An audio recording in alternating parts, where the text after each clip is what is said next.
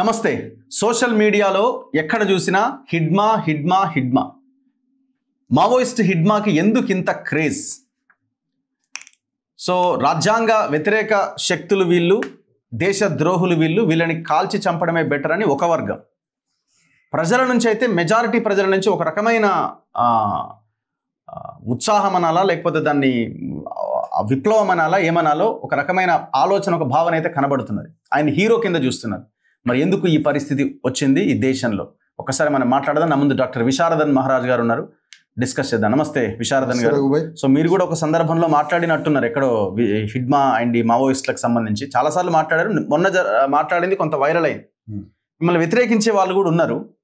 ఎట్లా చూస్తున్నారు మీరు కూడా హిడ్మా అని ఒక దేశభక్తుడిగా, ఒక భగత్ సింగ్గా, ఒక విప్లవకారుడిగా, ఒక గొప్ప వ్యక్తిగా మీరు చూసే ప్రయత్నం చేస్తారా? ఫస్ట్ బేసిక్ పాయింట్ ఏంటంటే రఘు గారు, మీ మీద విపరీతమైన దాడి జరుగుతుందన్నారు. మావో ఏమంటాడంటే దాడి జరుగుతుంది అంటే వాడు సమర్థుడు అని అర్థం, దాడి జరగట్లేదు అని అంటే వాడికి సమర్థత లేదు అని అర్థం. అందుకని మావో అన్నది ఏంటంటే దాడికి వెల్కమ్ చెప్పండి, వెల్కమ్ టు అటాక్, నా మీద దాడికి స్వాగతం, అది పక్కన పెట్టండి. ఇక విషయం ఏంటంటే హిడ్మా అనేటువంటి ఒక మావోయిస్టు పార్టీ ఒక సీనియర్ సెంట్రల్ లీడర్, గెరిల్లా మూమెంట్కు ఇన్ఛార్జిగా మనం పత్రికలో చూస్తాం. నాట్ ఓన్లీ హిడ్మా అనే క్యారెక్టర్ ఈ దేశ భూమిపుత్రుడు, ఇండిజినియస్ పీపుల్ అంటే అక్కడ ఉన్నటువంటి ఆదివాసీ బిడ్డ అతను. జనరల్గా ఆదివాసీలైనా, దళితులైనా, బీసీలైనా వాళ్ళలోకి ఏదైనా ఒక ఉద్యమం, ఒక విప్లవం వాళ్ళలో వచ్చింది అంటే దాదాపుగా 90%, 99% వాళ్ళు ఒక తత్వాన్ని బిలీవ్ చేశారంటే, దాన్ని నమ్మారు అంటే దానికోసం తమ ప్రాణాలని, మానాల్ని, సర్వాన్ని అర్పితం చేసి వాళ్ళు అనుకునే గమ్యం వరకు పోవడానికి కావలసిన యుద్ధం అంతా చేస్తారు. అది దేశ భూమిపుత్రుల్లో ఉన్నటువంటి పొటెన్షియాలిటీ, క్వాలిటీ. అది బిలీవ్ నమ్మారంటే దానికోసం ప్రాణాలు ఇస్తారు. అది పోలీసులలో ఉండే అధికారులైనా సరే వీళ్ళ మీద యుద్ధం చేయడానికి కూడా అంతే ఉంటారు, ఎటువైపు అయినా సరే. హిడ్మాలో ఉన్న శక్తి సామర్థ్యాలు ఆ పార్టీలో ఉన్న దాదాపు బీసీ, ఎస్సీ, ఎస్టీలకు కూడా దానికి కొంచెం అటు ఇటుగా హిడ్మాకున్న శక్తే ఉంటుంది అందరికీ. కానీ హిడ్మా జరిగిపోయినటువంటి చనిపోయిన ఎన్కౌంటర్లో చనిపోయారు అని అంటున్నారు. అది మర్డర్ అయ్యాడా, ఎన్కౌంటర్ అయిందా, పోలీసులు హత్య చేశారా అనే విషయాన్ని మనం కొంత లోతుగా మాట్లాడదాం. ఇక్కడ బేసిక్ పాయింట్ ఏంటంటే హిడ్మా చనిపోయినప్పుడు అనేక అంశాలు వెలుగులోకి వస్తున్నాయి, మాట్లాడుతున్నారు. కానీ మేమేమనుకుంటున్నామంటే ఈ దేశంలో ఉన్న ఆదివాసులు, దళితులు, బ్యాక్వర్డ్ క్లాసెస్ 90% ఈ దేశ భూమిపుత్రులైన 2,500-3,000 సంవత్సరాల నుంచి చాతుర్వర్ణ వ్యవస్థ కింద నలిగిపోయి దోపిడీకి గురైనటువంటి 90% బీసీ, ఎస్సీ, ఎస్టీల విముక్తి ఫూలే అంబేద్కర్ రాజ్యాంగ ఫిలాసఫీలో ఉన్నది తప్ప మావోయిస్ట్ ఫిలాసఫీలో ఉందని మేము భావించట్లేదు. బేసిక్ పాయింట్ మాది అర్థం చేసుకోవాలి. ఈ దేశంలో ఉన్న 90% బీసీ, ఎస్సీ, ఎస్టీ ప్రజల ఆర్థిక, సామాజిక, సాంస్కృతిక, రాజకీయ లిబరేషన్, విముక్తి మావోయిస్ట్ పార్టీలో ఉందని మేము ఎందుకు భావిస్తాం? 100% మేము భావించాం. ఫూలే అంబేద్కర్ ఫిలాసఫీలో, కాన్షీరామ్ వర్కింగ్ మెథడాలజీలో, కాన్స్టిట్యూషన్ రాజ్యాంగ ఆయుధాలతో ముడిపడి ఉంది మా లిబరేషన్ అక్కడ దాగి ఉన్నప్పుడు హిడ్మా మావోయిస్టు పార్టీలో ఉండడమే మాకు నచ్చలేదు. హిడ్మా మావోయిస్టు పార్టీలో ఉండడమే మా బిడ్డ, మావాడు, మా దళితుడు, మా ఆదివాసి, మా బ్యాక్వర్డ్ క్లాస్, ఈ దేశ భూమిపుత్రుడు, ఈ దేశ ఇండిజిన్ పీపుల్ మావోయిస్టు పార్టీలో రిక్రూట్ కావడమే మాకు ఇష్టం లేదు. ఎందుకు? నీకోసం, నీ విముక్తి కోసం డాక్టర్ అంబేద్కర్ ఒక ఫిలాసఫీని, ఒక ఐడియాలజీని, ఒక తత్వశాస్త్రాన్ని తను తయారు చేసిండు. కానీ హిడ్మా అనే వ్యక్తి డాక్టర్ అంబేద్కర్ ఫిలాసఫీ దగ్గరికి రాలేదు, డాక్టర్ అంబేద్కర్ ఐడియాలజీ దగ్గరికి రాలేదు. ఎందుకు రాలేదు? మా బాధ అది. ఒకవేళ హిడ్మానే డాక్టర్ అంబేద్కర్ హృదయంలో అంబేద్కర్లో ఉన్నటువంటి ఆ తత్వశాస్త్రం హిడ్మాకి కానీ తెలిసి హిడ్మా ఆర్గనైజ్ అయి ఉంటే ఇండియాకి ప్రైమ్ మినిస్టర్ అయ్యేవాడేమో. మేము అట్లా భావిస్తున్నాం. హిడ్మా మావోయిస్ట్ పార్టీలో చేరబట్టి హిడ్మా లాంటి వాళ్ళు కొన్ని వందల వేల లక్షల మంది వామపక్ష తీవ్రవాదం లెఫ్ట్ టెర్రరిజంలో చేరబట్టి మా బిడ్డలందరినీ మేము కోల్పోతున్నాం, మా బిడ్డలందరూ చనిపోతున్నారు. అందుకని హిడ్మా చావుని మేము ఏం బాధపడుతున్నామంటే, హిడ్మా తన కన్నతల్లి లాంటి అంబేద్కర్ దగ్గరికే హిడ్మా చేరి ఉన్నట్లయితే, హిడ్మాకి అంబేద్కర్ హృదయమే తెలిసి ఉన్నట్లయితే, కాన్స్టిట్యూషనల్లో రాజ్యాంగ మౌలిక సూత్రాలే హిడ్మాకి తెలిసి ఉన్నట్టయితే, హిడ్మా ఈ దేశానికి పెద్ద నాయకుడై మమ్మల్ని అందరినీ లిబరేట్ చేసేవాడేమో అనేది మా అభిప్రాయం. బేసిక్ పాయింట్ ఏంటంటే, హిడ్మా ఎట్లా చచ్చిపోయాడు, హిడ్మా ఎట్లా చనిపోయాడు? అత్యంత శక్తిమంతుడు, తీసుకెళ్లి అత్యంత శక్తిమంతుడు.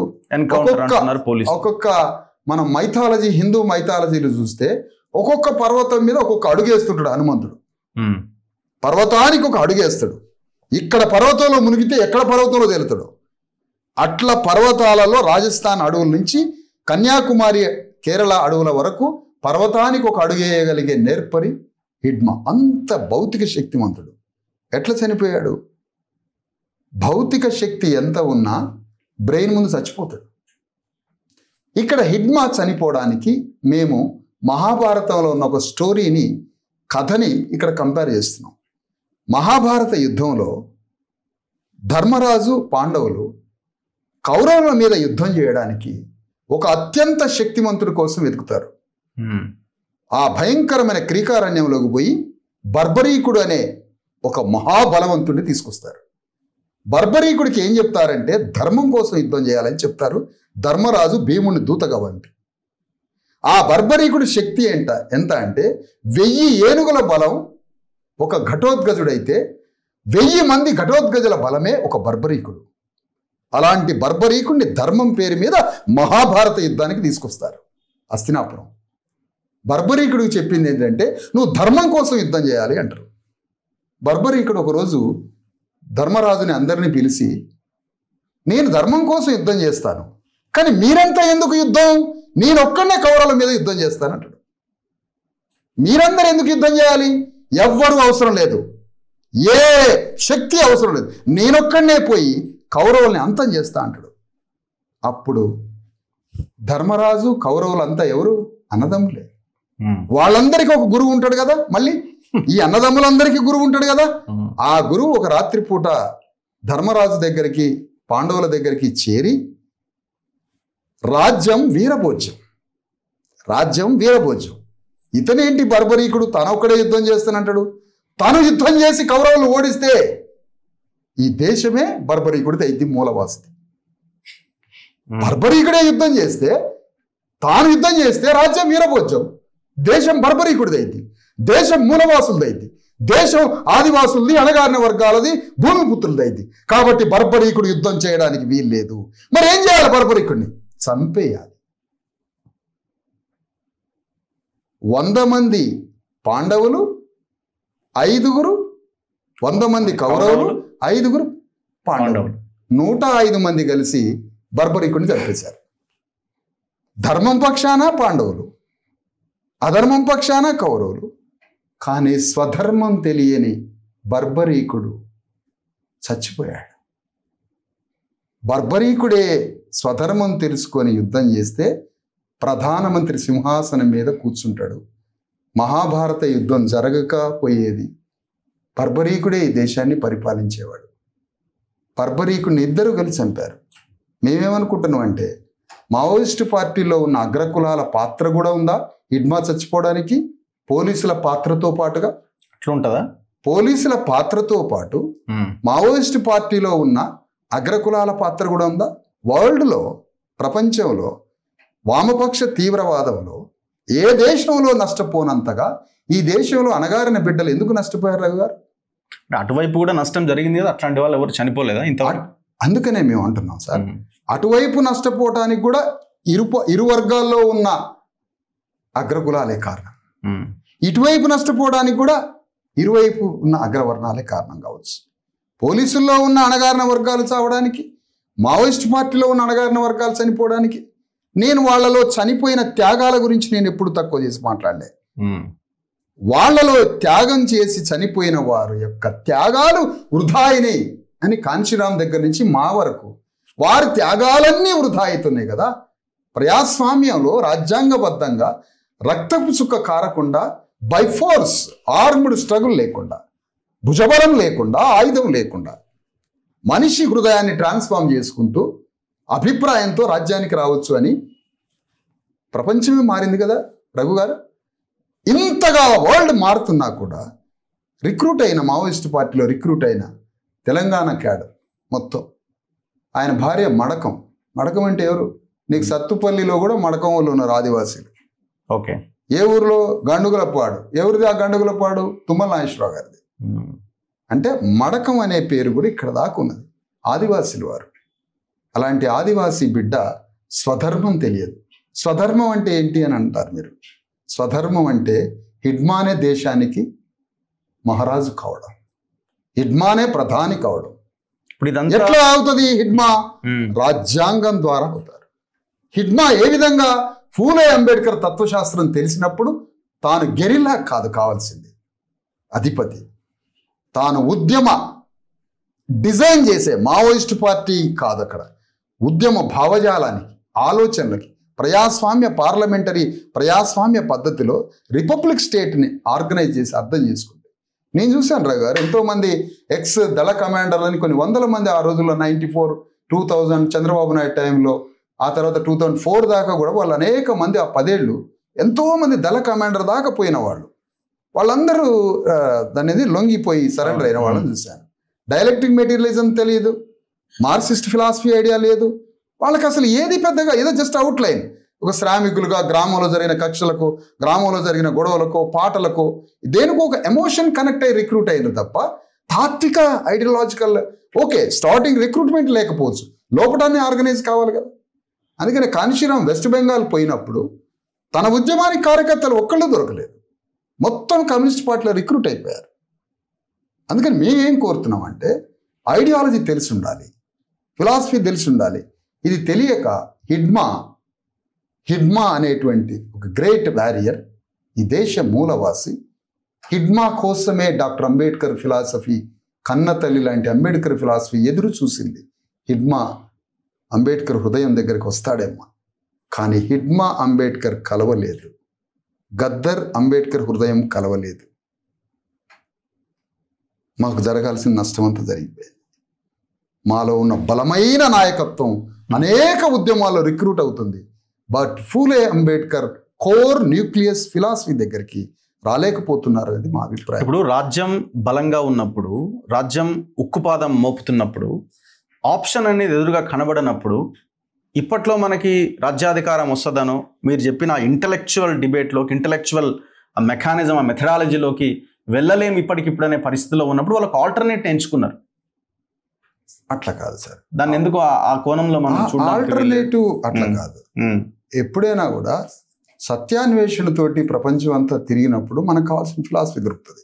అఫ్ కోర్స్ ఇప్పుడు ఇక్కడ ఏం జరుగుతుంది, కొంచెం Ambedkar philosophy, Phule ideology, Kanshi Ram working methodology ఏదైతే ఉందో అది ఈ దేశానికి అవసరం, అదే రివైవ్ చేసేది. ఇప్పుడు భారతదేశం, ఇప్పుడు భారతదేశంలో ఎవరు మాట్లాడినా ఏం మాట్లాడుతున్నారు, మూడే మాట్లాడుతున్నారు. మూడు మాట్లాడుతున్న ఈ క్రమంలో వాళ్ళు ఆల్టర్నేటివ్గా చూడలేదు. ఇక్కడ ఆల్టర్నేటివ్ మీన్స్ వాళ్ళు వయలెన్స్, తీవ్రవాద, వామపక్ష తీవ్రవాదంలోకి పోయారు. వామపక్ష తీవ్రవాదానికి మేము చెప్పే డెఫినేషన్, లెఫ్ట్ టెర్రరిజానికి, వామపక్ష తీవ్రవాదానికి చోటు లేదు. ఇక డెమోక్రసీ, పార్లమెంటరీ డెమోక్రసీ ఇక జరగాల్సింది. నువ్వు వామపక్ష తీవ్రవాదం అనేటువంటి ఆర్మ్డ్ స్ట్రగుల్ ఏదైతే ఉందో, సాయుధ ఆయుధ భుజబలంతో జరిగే పోరాటానికి స్థానం లేదు భూగోళం మీద. ప్రజాస్వామ్య స్ఫూర్తితోటి పోవడమే అది ఆల్టర్నేటివ్ కాదు. అక్కడ వాళ్ళు రాంగ్ రూట్ ఎంచుకున్నారు, రైట్ పాత్ కాదు, అది రాంగ్ పాత్. ఇప్పుడున్న వాళ్ళు ఏం చేయాలని మీరు అంటున్నారు? బయటికి రావాలి అని అంటున్నారా? రాజ్యం కూడా లొంగిపోండి వచ్చి అని చెప్తున్నారు. 100%. ఎందుకంటే మరి ఎట్లా జరిగిందో, హిడ్మా ఒకవేళ దొరికిపోయి, లొంగిపోయి, లేదా రాజ్యం ముందు సరెండర్ అయ్యి, ట్రాన్స్ఫార్మ్ అయ్యి, అంబేద్కర్, ఫూలే గురించి తెలుసుకొని ఆయన జనజీవన స్రవంతిలో కలిసి రాజ్యాంగం పట్టుకుంటే ఆయన చూడాలని కలలు కను నేను. ఆ విధంగా డైరెక్ట్ కాదు, కాన్స్టిట్యూషన్ పట్టుకొని హిడ్మా ఈ దేశాన్ని ఆర్గనైజ్ చేస్తే ఆ హిడ్మాని నేను ఆ విధంగా చూడాలని కోట్ల కలలు కన్నా నేను. హిడ్మా ఒక్కరే కాదు, అలా వందల మంది మరణిస్తుంటే తట్టుకోలేకపోతున్నాం. అందుకని ఇప్పుడు ఆ పార్టీలో మిగతా వాళ్ళు ఎవరైనా ఉంటే వాళ్ళు అప్పర్ కాస్టా అనేది పక్కన పెడదాం, అణగారిన వర్గాల. కానీ పబ్లిక్ చాలా ఎమోషన్ ఎందుకు అవుతున్నారు అంటే ఆ ఎమోషన్లోకి వెళ్ళిపోతున్నారు కదా. ఆయన ఒక వీరుడి కింద ట్రీట్ చేసి 100% నేను వీరుడు కాదనిలే, వీరుడే. కానీ ఆ వీరుడు యొక్క అందుకని ప్రజలు ఎప్పుడైనా సార్ ఒక హీరో తెర మీద యుద్ధాలు చేస్తుంటే చప్పట్లు కొడుతుంటారు. కానీ నేనేమంటున్నానంటే హిడ్మాని వీరుడు అన్నవారు, హిడ్మాని వీరుడు అన్న ప్రజలు, ఆ ప్రజలు వీరుడుగా మారడానికి సిద్ధంగా ఉన్నారా? హిడ్మాని వీరుడు అని కొనియాడుతున్న సోషల్ మీడియా ప్రజలు, ఆ ప్రజలు వీరులు కావడానికి సిద్ధపడుతున్నారా? ఈ ప్రశ్నకి సమాధానం ఉందా? లేదు. వీరత్వాన్ని అభినందిస్తారు, కానీ విప్లవకారుడు వాళ్ళ ఇంట్లో పుట్టాలని ఎందుకు కోరుకోవటలే వాళ్ళు? నేను ఇక్కడ ఎవరిని తప్పు పట్టలేదు. అందుకని అర్థం చేసుకోండి, మా ఆలోచన అర్థం చేసుకోండి. ఒక ప్రాణం భూగోళంలో ఎన్ని యుగాలు పుట్టినా, ఎన్ని లక్షల సంవత్సరాలు ఈ భూమి ఉన్నా మళ్ళీ పుట్టవు. మళ్ళీ మేము హిడ్మాని చూడలేము. కానీ హిడ్మానే రాజ్యాంగం పట్టుకుంటే దేశమే మారిపోయేదని గుండె నెత్తురుతో ఏడుస్తుంది లోపల. Thank you very much Visharadan గారు, ధన్యవాదాలు. Thank you very much. ఇది హిడ్మా పైన ఒక చిన్న విశ్లేషణ. చూస్తూనే ఉండండి మన తొలి వెలుగు.